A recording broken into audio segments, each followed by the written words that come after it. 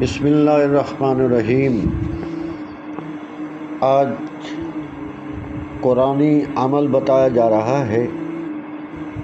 اگر کسی شخص کو بچھو کاٹ لے تو اس کے لیے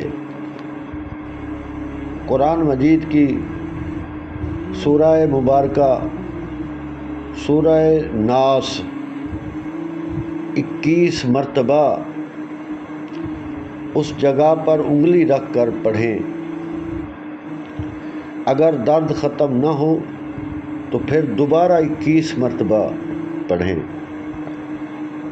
اسی طرح اگر دوسری بار بھی وہ درد ختم نہیں ہو رہا، تیسری بار بھی آپ 21 مرتبہ جب پڑھیں گے تو اللہ کے فضل سے اس آدمی کی تکلیف دور ہو جائے گی۔ اللہ تعالی ہم سب کو آسانیاں عطا فرمائے۔